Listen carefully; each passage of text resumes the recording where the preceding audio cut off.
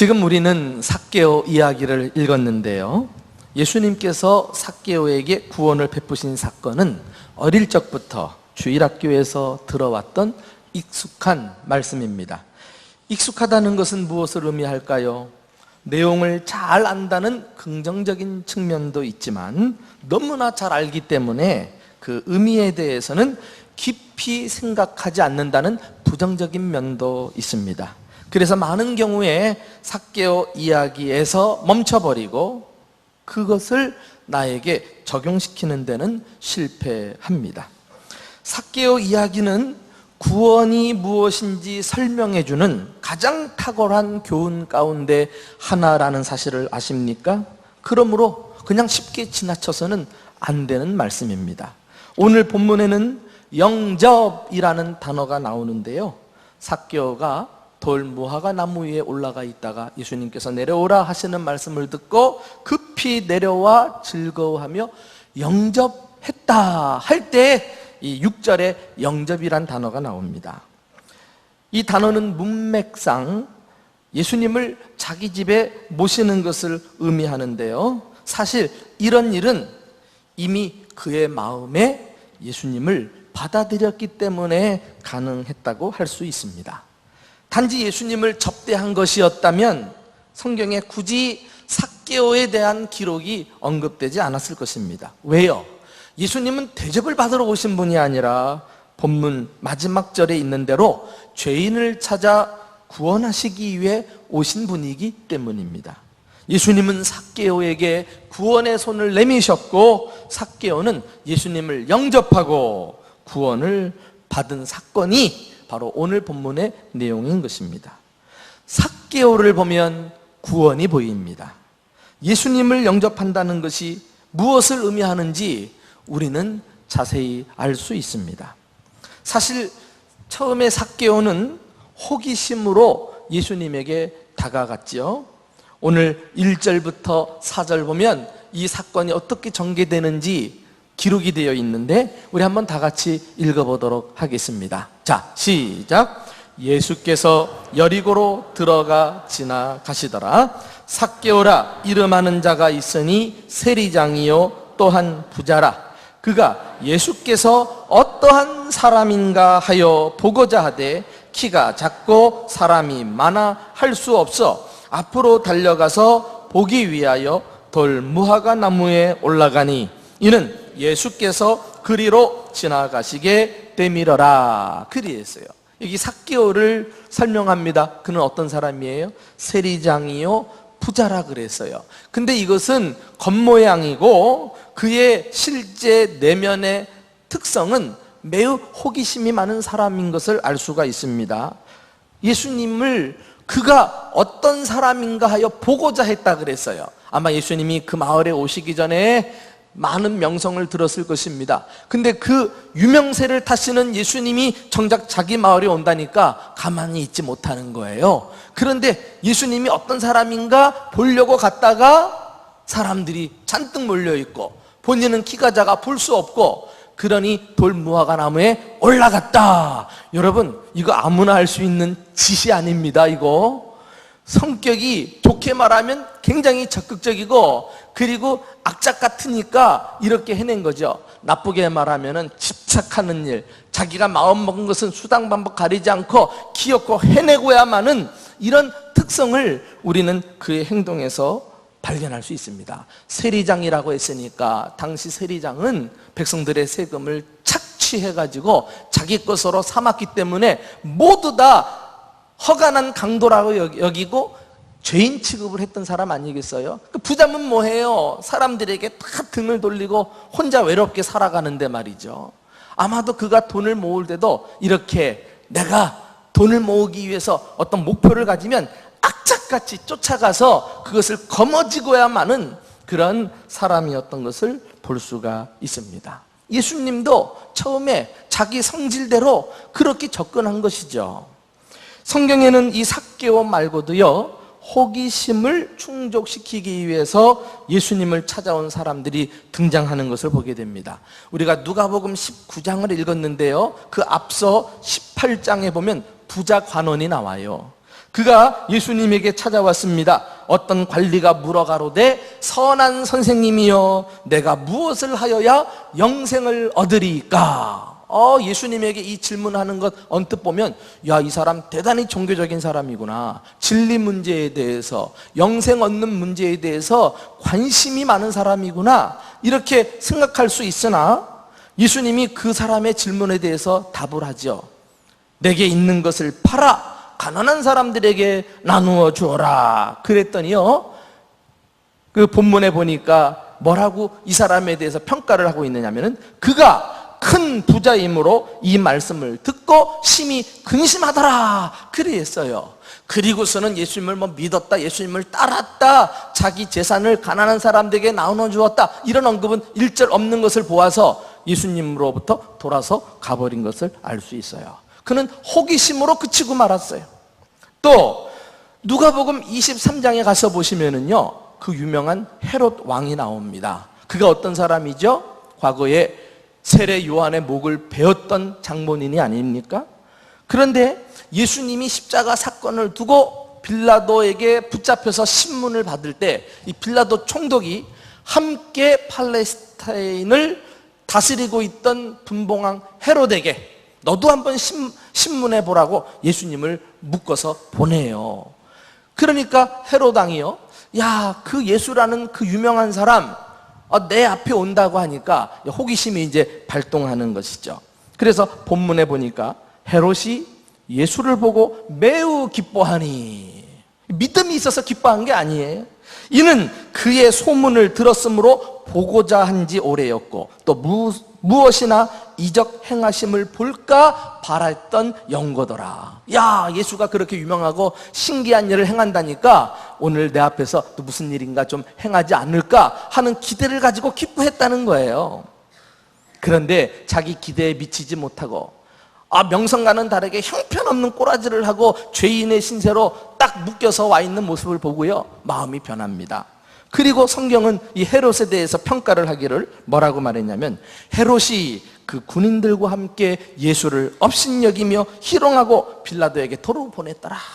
그래서 십자가 지시기 전날 밤 헤롯에게 갔다가 빌라도에게 갔다가 계속 끌려다니면서 고생하고 십자가에 달리시게 되지 않습니까? 여러분, 이렇게 우리는 삭개오와 또 부자 관원과 그리고 헤롯 왕을 볼 수가 있는데, 이들 가운데서 예수님을 영접하는 것에 성공한 사람은 삭개오 한 사람이었어요. 예수님은 호기심의 대상이 아닙니다. 우리 오감을 만족시키기 위해서 오신 분이 아니에요. 혹시 이 가운데 어떤 지적인 욕구를 채우기 위해서 나와 앉아 계신 분은 안 계십니까? 혹시 이 가운데 예수 믿고 세상적인 필요를 채우려고 오신 분은 안 계십니까? 혹시 내게 너무 잘 대해주는 사람이 고마워서 그 사람을 뿌리치지 못해가지고 그 사람 얼굴 봐주려고 이 자리에 나와 앉아 계신 분은 없습니까? 이것은 다 예수님을 잘못 믿는 거예요. 예수님과 아무 상관없이 교회를 다니고 있는 것입니다. 우리는 예수님이 이 세상에 유일하신 구주가 되심을 믿습니다. 우리에게 필요한 것은 그 예수님을 영접하는 것이에요. 내가 참으로 예수님을 영접했는지 우리는 말씀을 통해 확인을 해보기 원합니다. 첫째로, 영접은 예수님과 함께 사는 거예요. 자, 오늘 예수님과 이 삭개오의 대화를 직접 읽어보실까요? 5절, 6절 말씀입니다. 같이 읽어봅니다. 시작. 삭개오야, 속히 내려오라. 내가 오늘 내 집에 유하여야 하겠다 하니 급히 내려와 즐거워하며 영접하거늘. 여기 유한다, 이 말은 집에서 함께 먹고 자는 것을 뜻합니다. 예수님을 믿는 것은 예수님이 필요할 때만 잠깐 찾는 게 아니에요. 호기심을 충족시키기 위해서 마음이 있을 때 잠깐 나오는 것 정도가 아닙니다. 예수님을 영접하는 것은 예수님과 함께 영원히 살아가는 거예요. 여러분 기억하십니까? 지난 주일날 우리가 말씀을 받을 때 예수님과 동행하는 줄 알았더니 예수님을 위해 열심히 봉사하는 줄 알았는데 실상은 예수 없이 혼자서 봉사했던 그런 라오디게아 교회, 그 라오디게아 교회에 대해서 예수님이 하신 말씀, 거기에서도 오늘 예수님과 삭개오의 대화를 우리가 발견할 수 있습니다. 자, 어떤 내용이었죠? 요한계시록 3장 20절 말씀 함께 읽어보겠습니다. 시작. 볼지어다 내가 문 밖에 서서 두드리노니 누구든지 내 음성을 듣고 문을 열면 내가 그에게로 들어가 그와 더불어 먹고 그는 나와 더불어 먹으리라. 이게 무슨 말씀이에요? 삭개오에게 오늘 내가 너의 집에 유하여 하겠다, 내가 너와 함께 먹고 마시기를 원한다, 그러므로 나를 초대해라. 삭개오가 즐겁게 영접했다, 이런 말씀 아니겠어요? 아주 똑같아요, 내용이. 그러니까 라오디게아 교회에게 예수님이 문을 열라는 것은 뭐예요? 제대로 예수님을 영접하라는 것 아닙니까? 예수님이 우리 마음에 들어오셔서 무엇 하시려고? 우리와 함께 먹고 자고 함께 생활하시려는 거 아니겠어요? 예수님을 믿는다는 것을 막연하게 생각하십니까? 내가 예수님을 영접했다는 것은 어렵게 생각할 필요가 없이요, 예수님이 내 마음에 오셔서 나와 함께 하루 세끼 식사를 같이 하시는 거예요. 이게 신앙생활입니다. 아무리 가까운 사이라도 하루 세끼 꼬박꼬박 같이 먹기는 쉽지가 않잖아요. 사랑하는 아내와 남편일지라도 하루 세끼 어렵습니다. 그런데 예수님하고는 그것이 가능하다는 거예요. 그만큼 예수님과 뗄래야 뗄 수 없는 친밀한 관계를 맺고 사는 것이죠. 어떤 사람은 함께 밥 먹는 것이 뭐 그렇게 대단하냐고 대수롭지 않게 여길 수 있지만은요, 우리는 예수님을 영접한 이후에 식사하는 순간에도 끼니 때마다 늘 예수님을 생각할 수 있는 그런 사람이 되어 간 것입니다. 이렇게 예수님을 늘 생각하고 예수님을 늘 잊지 않고 살아가면 어떤 일이 생겨요? 나도 모르는 사이에 그분을 닮아가요. 그분이 내 삶의 의미가 되고 내 목적이 되고 예수 없이는 살 수 없는 사람으로 바뀌어 가는 것입니다. 뿐만입니까? 예수님이 나와 함께 계시니까 그분 때문에 없던 기쁨도 생기고요, 인생의 진정한 행복을 만끽하며 살아가는 거예요. 삭개오를 보십시오. 그가 예수님을 영접했을 때 성경이 굳이 앞에다가 무슨 말을 포함시켰습니까? 급히 내려와 즐거워하며 영접하거늘 그랬어요. 이것이 예수님을 영접한 사람의 특징입니다. 삭개오는 행복의 이유를 비로소 예수님에게서 찾아낸 것입니다. 오랜만에 우리 교회를 방문하신 분들이 이구동성으로 떠나면서 저에게 해주는 말씀이 있어요. 참 기분 좋아요. 우리 교회가 밝아졌다는 거예요. 그래서 이렇게 조명을 환하게 켜놔서 밝아졌나 싶었더니 그건 아니고 성도들의 표정이 밝아졌고 기쁨이 넘치고 교회 분위기가 활력이 넘쳐난다는 거예요. 여러분, 우리는 그냥 계속 같이 있으니까 잘 모르죠. 한번 나갔다 오시면 그 분위기를 금방 달라졌다는 것을 아는 것 같아요. 여러분, 예수님을 영접한 사람들은 모름지기 이런 평가를 들어야 하지 않을까요? 이렇게 기뻐하면서 하루하루 행복하게 사는 사람, 이것이 진정한 그리스도인이 아닐까요? 이렇게 하루하루 살다가 마지막 죽는 순간에도 똑같이 행복하게 눈을 감을 수 있는 거예요. 왜? 예수님 때문에. 예수님이 나와 함께 계신다는 사실이 너무 벅차서. 한 번은 병원 의사가 수많은 환자들의 임종을 지켜본 결과 저에게 이런 이야기를 해주었어요. 목사님, 나는 예수는 안 믿지만 그리스도인과 비그리스도인이 죽음을 맞이하는 태도가 확연히 다른 것을 알 수 있었습니다. 무슨 말씀이에요? 비그리스도인들은 죽을 때요 불안해하더라는 거예요. 죽는 것을 두려워한 나머지 차마 죽지 않으려고 얼굴 표정도 갑자기 검해지고 찌그러져서 억 하고 죽는다는 거예요. 그런데 그리스도인들은 죽을 때도 두려움 없이 편하게 임종을 맞이하더라는 것입니다. 죽을 때 보면 뭐가 그렇게 기쁜지 표정을 환하게 지으면서 그리고 눈을 감는 것을 볼 수 있었다고 했습니다. 심지어 어떤 분은요, 죽는 순간에 감사합니다, 감사합니다 하면서 눈을 감았다고도 말했습니다. 그러면서 이 의사가 하는 말이요, 하나님이 있기는 있는가 봐요 그러더라고요. 여러분, 이것이 복음 증거 아니에요? 예수 믿는 사람은, 예수님을 제대로 영접한 사람은 그 영접이 어떤 의미를 가지고 있다는 사실을 알기 때문에 예수님이 내 삶에 진정한 의미가 되고 목적이 되고 행복의 근원이 되어 그것이 얼굴 표정에서부터 그냥 팍 터져 나온다니까. 그러니까 길 가다가도 저 사람 예수 믿는 사람 분명하구나, 이게 나타나야 돼요. 정말 이거 표정 관리하는 거 정말 참 중요한 것 같아요. 지금 우리 안에 예수님이 계십니다. 내 안에 계신 예수님으로 행복하지 못한 사람은 어디 가선들 행복할 수 있겠어요? 예수님의 행복하지 않는데 내가 어떤 것을 가지고도 행복하게 되느냔 말이에요. 바라기는 날마다 예수님과 동거동락하면서 예수님 때문에 행복하고 예수님 때문에 기뻐하다가 죽어서도 기쁘게 천국 가는 저와 여러분 될 수 있기를 예수님의 이름으로 축원합니다. 두 번째, 영접한다는 것은 삶이 변하는 것을 말합니다. 내가 여러 그리스도인들을 만나 대화를 해보면요, 참으로 안타까운 것은 예수님을 마음에 모시고 사는 분명한 의식이 없는 분들이 의외로 많다는 거예요. 야, 예수님을 마음에 모셨다고는 믿기지 않을 때가 있어요. 예수님을 모시고 산다면 어떻게 그런 불결한 생각을 할 수 있느냐 말이에요. 어떻게 그런 더러운 말을 내뱉을 수 있으며 불의한 행동을 뻗어시 행할 수 있느냐 말이에요. 자, 무엇이 문제인가요? 바로 삶이 변하지 않은 것이에요.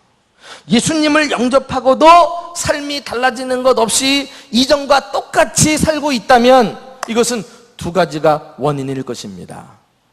예수가 무능하든지 내가 잘못됐든지. 그러나 우리가 믿는 예수님은 전능하신 분이기 때문에 원인은 사실 내게 있는 거예요. 내가 예수님을 영접한 것이 아니든지 아니면 몰라서 잘못 믿고 있든지 말이에요. 우리가 예수님을 진실로 영접한다면 반드시 우리 삶이 어디선가 변화가 일어난다니까.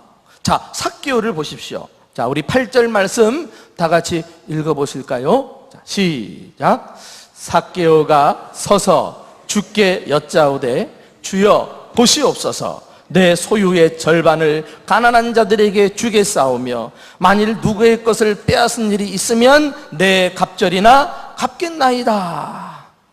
무슨 말씀입니까? 삭개오는 자신이 가장 소중하게 여겼던 재물을 예수님과 이웃을 위해 기꺼이 내어 놓을 줄 알았던 것입니다.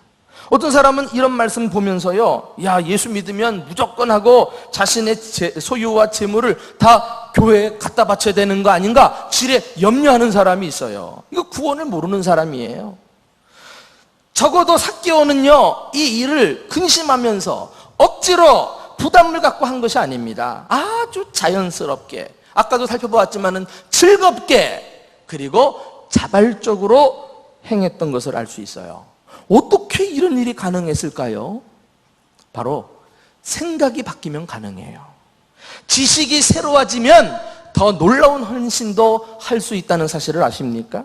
삭개오는 자신이 영접한 예수님에 대한 새로운 인식을 가지게 된 것을 우리가 알 수 있어요. 어떤 인식이에요?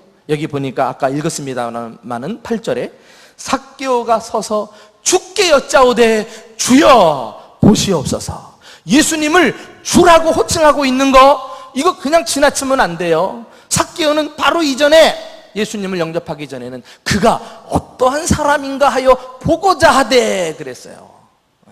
그냥 호기심에 지나지 않는 한 인간에 불과했어요.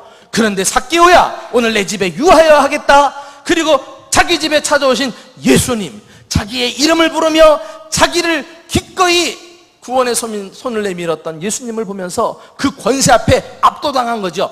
야, 이분은 보통 인물이 아니다. 그리고 깨닫기는 주라는 사실까지 결론에 이르게 된 것입니다. 예수님은 삭개오는 단지 예수님을요, 자기 집에 손님으로 모시지 않았어요. 인생의 주인으로 영접했던 것입니다. 삶의 주인이 자신에게서 예수님으로 바뀌어버렸어요. 그러므로 죄물보다 더 소중하고 귀한 주님께 자기 것을 아끼지 않고 드릴 줄 알았던 것입니다. 여러분, 우리가요, 생각이 바뀌지 않고서도 일정 기간은 내가 헌신도 하고 물질을 드리기도 하고 할 수 있어요. 그러나 그것이 기쁨이 안 돼요. 그렇게 하면서도 오래 가지 않아요. 결국은 자기 본색이 드러나요. 다시 예전 생활로 돌아가거든요. 중요한 것은 삭개오가 이 물질을 이웃을 위해 바쳤다, 이것이 중요한 것이 아니라 그렇게 되기까지 그 안에 찾아온 그의 내적인 변화, 그의 지식이 바뀌고 그의 감정이 즐거운 사람으로 바뀌고 그 결과로 기쁘게 자기가 소중하게 여겼던 물질을 아낌없이 드릴 줄 알았던 놀라운 결과까지 이르게 된 것입니다. 이게 진짜 예수님을 영접하는 거예요. 우리가 잘 아는 그 유명한 바울조차도요, 그에게 찾아온 변화가 예외가 아니었어요. 그는 과거에 자랑할 것 많은 사람이었죠. 그래서 나는 히브리인 중에 히브리인이요, 나는 바리새파 출신이요. 무슨 말이에요? 문벌과 학식을 자랑하는 거 아니겠어요? 나는 누구보다도 종교적으로 열심히 있고 율법으로 말하면 의로운 자라, 이렇게 내놓고 자랑했던 사람이었어요. 그러나 바울도 예수님을 영접한 후에 삶이 변했습니다. 어떻게? 우리 한번 빌립보서 3장 7절 8절 말씀을 다 같이 읽어보실까요? 자, 시작. 그러나 무엇이든지 내게 유익하던 것을 내가 그리스도를 위하여 다 해로 여긴다 그랬어요. 예전에 붙드는 거, 예전에 그렇게 소중하게 여겼던 거, 이거 다 가치 없는 것으로 가치관이 확 전도되고 만 것을 말해요. 또 한번 읽어봅시다. 시작. 또한 모든 것을 해로 여김은 내 주 그리스도를 아는 지식이 가장 고상하기 때문이라. 지식이 바뀌었어요. 예수 그리스도가 절대 가치라는 사실을 비로소 알게 되니까 그 다음 가치들은 아무 의미 없는 것으로 여기지게 된 거 아니겠어요? 계속 또 읽어봅시다. 시작. 내가 그를 위하여 모든 것을 잃어버리고 배설물로 여김은 그리스도를 얻고자 합니다. 내가 모든 것을 잃어버려도 좋다, 배설물로 여겨도 좋다. 왜? 예수 그리스도만 얻으면 된다. 이게 그의 그 지성과 감성과 의지가 완전히 예수 안에서 바뀐 사람의 진정한 고백이라고 할 수 있어요. 여러분, 예수 그리스도를 알아가고 예수 그리스도를 닮아가는 게 최고의 가치로 여기게 된다면 어떤 일이 일어나요? 사도 바울 같은 경우는 모든 것을 배설물로 여긴다 그랬어요. 여러분, 성경에 번역을 하는 사람이 차마 똥이라고 말을 못해서 그렇지 그냥 점잖게 배설물이잖아요. 우리가 변을 보고 그것을 막 애지중지 아깝다고 싸들고 나오던가요? 그거 가차없이 버리고 나오잖아요. 그게 바로 신앙생활이에요. 내가 지금껏 내 목숨을 유지하기 위해서, 부지하기 위해서 필요하다고 여겼던 거, 내 삶의 목적으로 여겨서 악착같이 삭개오처럼 거머쥐기 위해서 쫓아다녔던 거, 그거 움켜쥐고 그걸 모아두면 마음에 편안을 느꼈던 모든 대상들이 예수 발견하고 나니까 예수의 최고 가치 앞에 다 상대화돼가지고 아무것도 아닌 것처럼 가치없이 버리게 되었다는 거예요. 이게 무슨 말이에요? 이제는 목적이 바뀐 거예요. 예전에 목적으로 쫓아다녔던 것이 이제 삶의 수단으로 바뀌어서 진정한 목적인 예수님을 위해 드릴 줄 아는 사람으로 그가 변화되었던 것입니다. 얼마나 놀라운 고백입니까? 여러분, 이렇게 예수님을 영접한다는 것은 주 대신 예수님을 가장 존귀한 분으로 알아서 그분을 위해 내 소유와 재능과 시간을 들이며 사는 것입니다. 혹시 생각이 안 바뀌면, 그래서 주님을 섬기는 일에 여전히 갈등하고 주님께 깊이 몸을 담그지 못하고 그냥 주변 머리에서 발만 담갔다 뺐다 하는 수준으로 차지도 않고 뜨겁지도 않고 미지근하게 신앙생활 해오면서 이러지도 저러지도 갈등 속에 있는 사람들이 있다면, 이거 죄송하지만 자칫 잘못하면 예수님을 영접하지 않은 사람일 수도 있다는 사실을 우리는 기억해야 되겠습니다. 예수 믿으면, 예수 영접하면 바뀌거든요. 생각이 바뀌고 감정이 바뀌고 그래서 행동이 달라지게 돼 있어요. 이건 우리의 고민거리가 될 수가 없어요. 내가 이 헌신이 자연스럽지 못하고 할 때마다 피곤하고 할 때마다 마지못해 억지로 하는 것 같고 기쁨이 없으면 이거 재고해 보셔야 돼요. 저는 이 주님을 믿고 삶이 변화된 대표적인 사람 가운데 조지 비버리 쉐어라는 미국의 한 유명 가수를 늘 떠올립니다. 그는 당대 중저음의 아주 사람의 그 심금을 울리는 매력 있는 음성을 가진 가수였어요.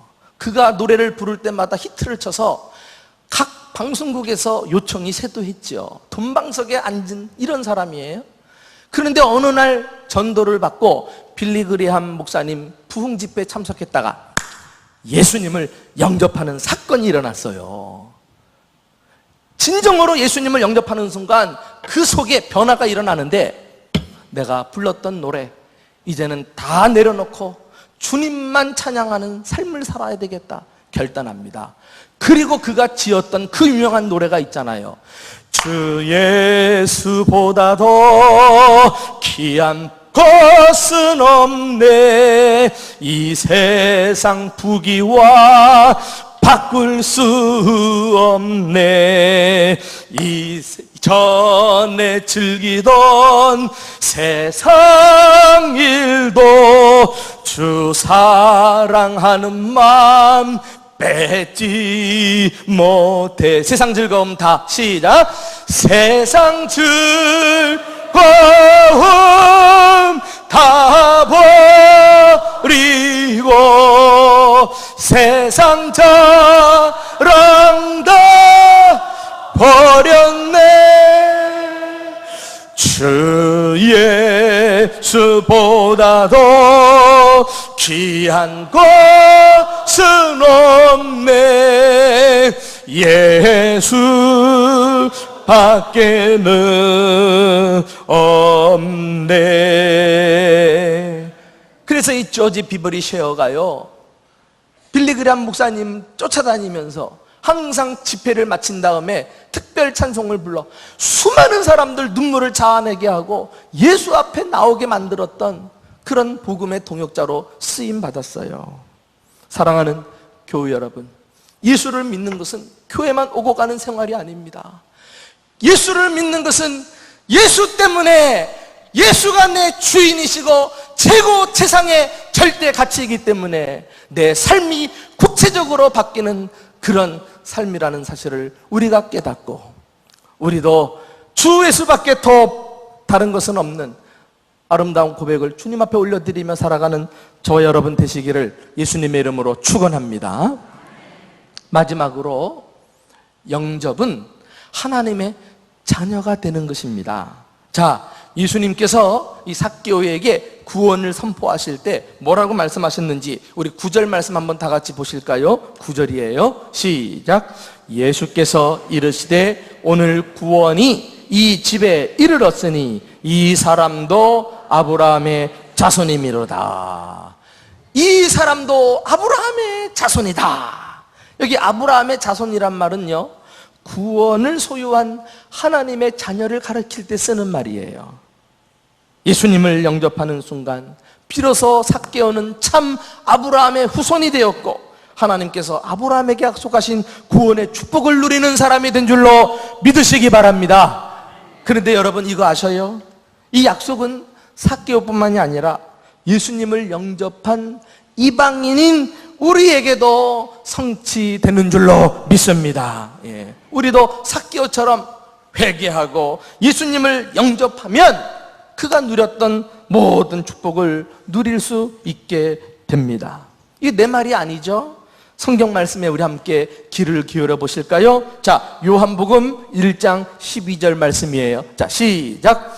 영접하는 자 곧 그 이름을 믿는 자들에게는 하나님의 자녀가 되는 권세를 주셨으니. 분명히 나오잖아요.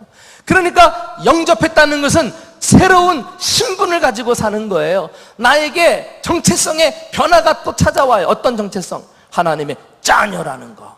예전에는 어둠의 자식이었는데 빛의 자녀가 되고, 지옥의 자녀였는데 천국의 자녀가 되고, 마귀의 자녀가 하나님의 자녀가 된 줄로 믿습니다. 우리 하나님이 어떤 분이셔요? 만왕의 왕, 만주의 주가 아니십니까? 그분의 왕자가 되고 공주가 되었다는 것은 명목상으로 된 것뿐만이 아니에요. 이것은 권세라 그랬어요. 권세란 실질적으로 발휘하는 막강한 힘을 나타냅니다. 그러니까 우리가 참으로 예수님을 영접했으면 우리 한 사람 한 사람은 하나님의 자녀로서 막강한 자녀의 권세를 가지고 당당하게 이 세상을 살아가는 자들임을 믿으시기 바랍니다. 왜 두려워해요? 왜 두려워하며 떨며 염려 근심해요? 보호자가 없는 버려진 고아처럼 무엇을 마실까? 무엇을 입을까? 무엇을 먹을까 말이죠. 이 세상 일로 근심하는 건 그리스도인의 태도가 아니에요. 하나님을 영접했으면, 예수님을 영접했으면 이제 나는 누가 말해도 하나님의 자녀다. 그 하나님이 나를 언제나 만나주시고 항상 보호해주시고 이 세상에 필요를 채워주시고, 그것뿐만입니까? 이 땅에 사는 동안 늘 사랑해 주신다.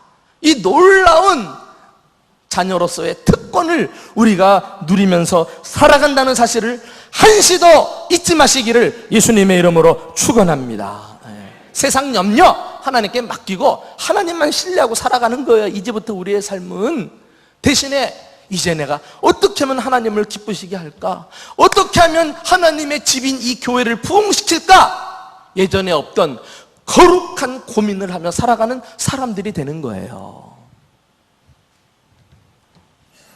여러분이 예수님을 영접했는데도 하나님의 자녀인지 아닌지 세상 사람들하고 똑같이 자신의 신분을 망각한 채 세상 일로 근심하면서 살아가고, 하나님을 위한 거룩한 근심은 조금도 나타나지도 않는다면 이거 우리 믿음을 처음부터 다시금 점검해 보아야 할 사람이라고 할 수 있습니다. 참 감사한 것은 예수님은 지금도 삭개오를 찾았듯이 죄인을 찾아 오시는 분이심을 믿습니다. 그래서 오늘 본문의 결론이 어떻게 끝나요? 10절에 인자가 온 것은 잃어버린 자를 찾아 구원하려 함이니라. 그리고 이 구원이 이제는 무엇을 의미하는 줄 알았죠? 단순히 교회 다니는 정도가 아니에요. 심지어 단순히 예수님을 믿는 정도가 아닙니다. 예수 믿고 천국 가는 정도가 아니라 예수님을 내 삶에 영접하는 거예요.